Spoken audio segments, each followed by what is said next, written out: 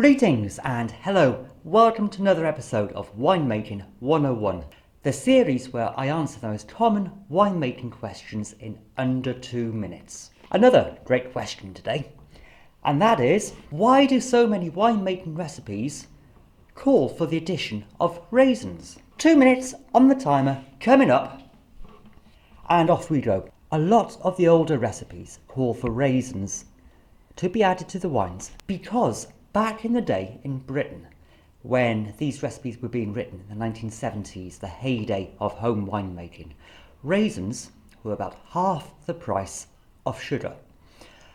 Raisins contain a lot of sugar. Approximately 50% of the weight of raisins is sugar. So if you add a pound of raisins, that's equivalent to half a pound of sugar. It was cheaper. The aim of homebrew, of home winemaking back in the 70s, was to make things as cheap as the brewer could make. Still is today. Still a fundamental aim. Keep the cost right the way down. Your wine's going to be even better the cheaper it is. But these days, especially in Britain, the cost of raisins has overtaken the cost of sugar. So do you need to add them?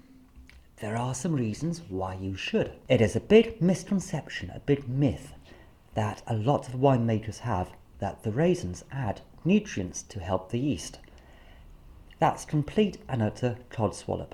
Although the raisins do contain small amounts of nutrients, it's not worth mentioning or adding for that particular reason. Raisins do add a decent amount of vinosity and mouthfeel and body to the wine. They help bring out that element of wineness to the wine. Sometimes if you're making a floral wine out of petals and flowers, the flavour might be really good, but it tastes a bit thin on the tongue.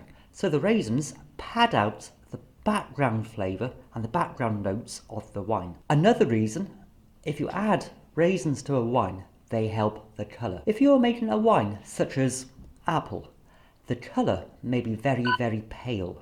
You may want to boost that colour, and using raisins really helps. So the raisins do enhance a wine to a certain extent. So if you see a recipe that says to include raisins, feel free to omit them if you don't have them. You might lose a bit of the sugar, so add a bit more sugar to the wine. You might also lose a bit of the body and mouth feel.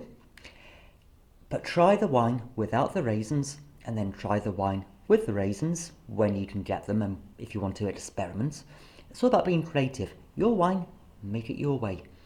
But raisins are not essential to the winemaking process. You can also use sultanas or currants in your wine.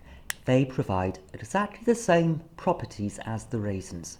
It's just raisins were the cheapest option back in the heyday. A lot of the raisins and dried fruits these days come coated in sunflower oil.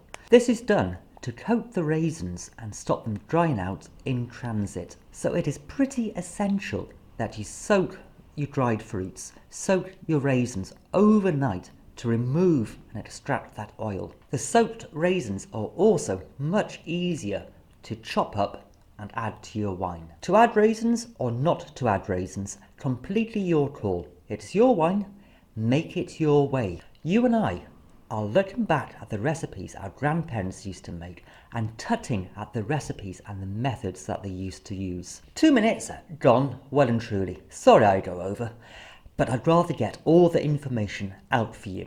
And if you're looking for more information about the fundamentals of winemaking, check out the playlist down below and subscribe to the channel, and I'll see you tomorrow with another video.